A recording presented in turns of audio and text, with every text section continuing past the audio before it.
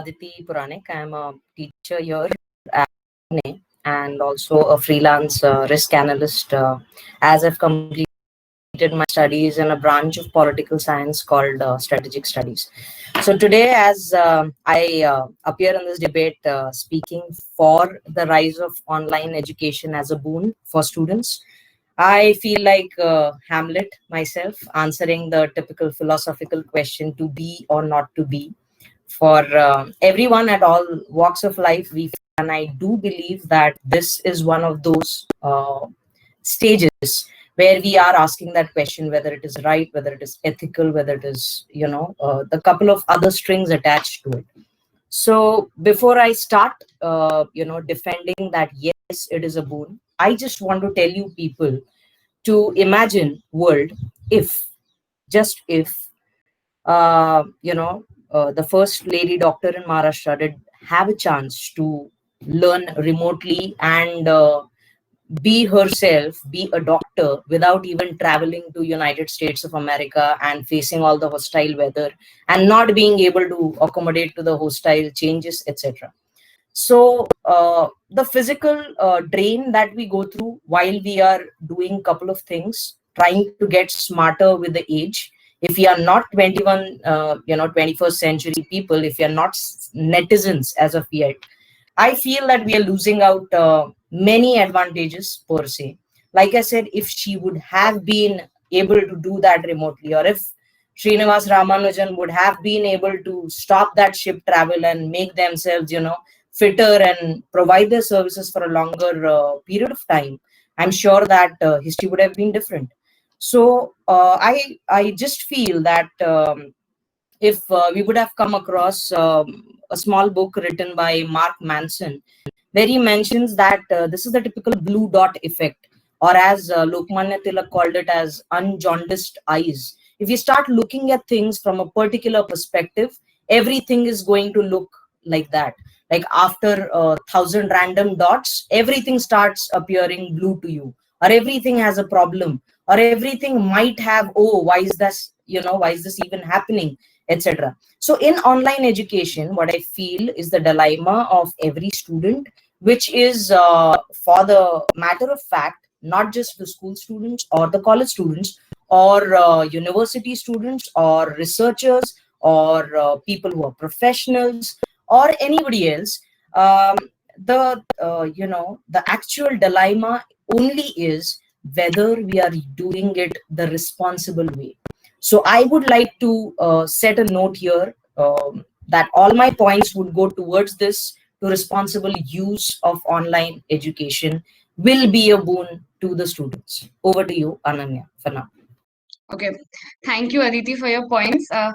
But starting with my topic, my motion, my end of the motion, which I'm speaking against the motion that online education and platforms like Byju and Unacademy are not a boon to the students. I will be speaking from the students' perspective here, Aditi, as considering your points that you have given is when we are talking about Ramanujan or certain person in Maharashtra becoming a doctor. I think that is going to be very scary if you are put under the same person's knife for your operation, someone who has remotely studied the science of medicine, so the education of medicine. So here I'm going to put 5 points where I'll be speaking that internet education, online education is not a boon for the student. The first point will be regarding accessibility. Second is the miss of the midas touch. The third is impact on small children. The fourth will be health issue, and the fifth will be other distractions and cybercrime. So, to substantiate my first point, that is the point of accessibility. When we talk about online education, I think most of us are not uh, don't have a good internet connection. And when we are even going through this debate, I think I am myself having some problems with the internet connection. So, how do we really expect students across India to have a steady internet connection to have access to a regular online education mode, a mode of education? Another point being that it is not just the internet that we want, but we also are in need of certain devices for the establishing a proper mode of education when it comes to online education. And definitely a part of the population is not entitled to these perks. And another point being not just for the part of the learners, but also from the point of view of the educators. I'm sure that someone might be a great teacher, but I think they might not be able to give their 100% when they are providing an education online. I've seen my professors being their best when in their classroom, when they just speak out their mind, but I see them being completely numb when they're in front of a laptop speaking to some closed screens like I'm speaking right now. I can't even see the faces of my students or the people who are hearing it. So definitely there's a huge gap, there's a huge communication gap which develops when we are in an online mode. The second point is, as I said, gave the tag the Midas touch. So here there is no physical interaction, there's no face to face interaction. While you are in a classroom, I think the students challenge the teacher. That is what makes the quality of education go higher. If I know that I'm going to present certain slides online and that is what I'm going to provide, it is like a one sided standard form of contract where it is these are the terms, isko lena hai to lo or else just go. So here the students who have certain doubts in their mind, they just cannot come put forth that point. So definitely there is no teacher student communication, there's a huge gap, and there's definitely the miss of the Midas touch where the teacher can analyze the standard of the classroom and teach according to that. So I think that is missing in online education. The third is impact on small children. Platforms like Byju, I have seen parents now giving their students a laptop, their kids a laptop and a Mac, and they want them to learn even the tables and alphabets from a screen. So it is very difficult for to catch uh, the attention of a small kid, the seeking the attention of a small kid for such a long duration, and to help them learn these minimal things, which is very difficult when it comes to an online platform. I think a total environment has a different impact when it comes to learning for small kids. The fourth point is health issue, and regarding that, definitely we are all very well aware that staring to a screen, because our parents almost hate it that we are so indulged in our mobile screen for half of the time of the day. So now definitely I think our parents have turned hypocrites when they are saying that yes, you have to attend the classes online. So definitely it has too much health impact, health hazards, like starting from your spinal cord issue to your eyesight issue. And also it has a different you do not get a cognitive thinking mode, because all the time you are not present yourself in the classroom. So you turn off your video, you're doing something else, and there's a lot of distraction. And the fifth point that I was stating is distraction and cybercrime issue. Being a lawyer, yes, Aditee, I had to point out some law problems here. So with this ongoing things happening online, definitely we are going to face a lot of problems where students are going to create their fake IDs, where cheating is going to become very easy. So these are my all in all points where I would say that yes, online education is definitely not a boon from if we talk about the learning of a student. And definitely we need to change. If we really want to explore this pedagogy, then we need to bring significant change in this sphere of online education. Yes, that would be it. So I guess, Ananya, making note of all the 5 points that you correctly pointed out, that there's a total lapse of regulatory framework in this particular sphere. I would just like to say that it was so when televisions came into picture or anything. This is just history repeating itself is all I've been saying from the beginning. That's because I don't think that education is going to be a fueling pipe. You cannot have a particular person being in front of the screen and trying to learn and grasp everything or the information from a laptop. As you correctly said, that the physical class would have a different feel. So we are not being radicalist here or saying that online education is the only boon. That's not, I guess, the point that we're discussing. Hence I would outrule that physical classes would be totally out of the picture. That's why I'm saying it's kind of a blended learning or a flipped learning kind of a thing, where if you go to see, they have many other features like self-paced e-learning. What about that? It is going to be a boon for students who are lagging behind a couple of steps or a couple of I don't know, like somewhere where they have lost touch. And On the contrary, they have that self-paced e-learning. When they are in the online class, rather than not being able to express anything, I have personally experienced that the children are, secure with that particular screen. I would say that nobody is judging them, and they are being true to you. They come to you, they talk to you, they have an immediate feedback, they could call you at any time, which is, by the way, again, for depends on who the person is, who the teacher is, and who the learner is.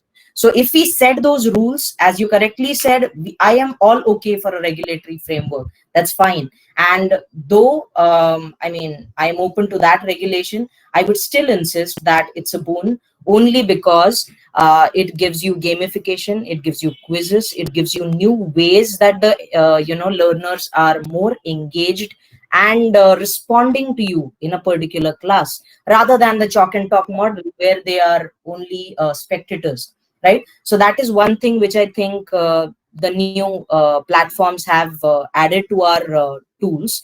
And not being a fool with the tool, we do want all that to be used to the hilt. And as my children say, that unanimous call is, we want to see you, definitely we want to see you in person.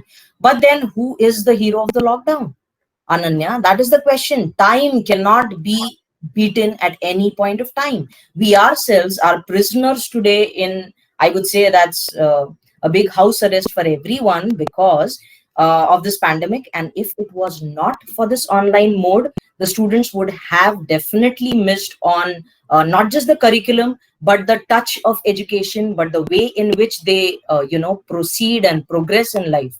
So let me not sound like Shah Rukh Khan in that Byju's commercial where he says progress ruk gayi hai, etc.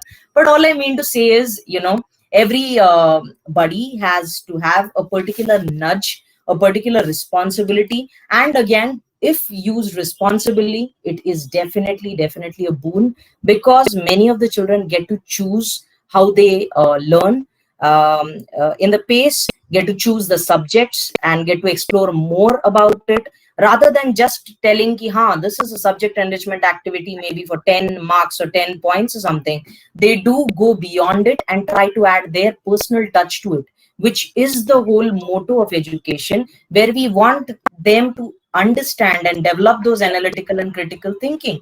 And just to give you another example, I am in big awe of this person called Richard Thaler, who won the Nobel Prize for economics, behavioral economics, in 2017. He is called that nudge economist. These all small things like the reminder and the mail and everything. When they started, what happened to us as human beings? His question was that mental accounting or simple decisions, when we base them on narrow impact rather than the overall effect, we are definitely going to lead into issues and see them everywhere.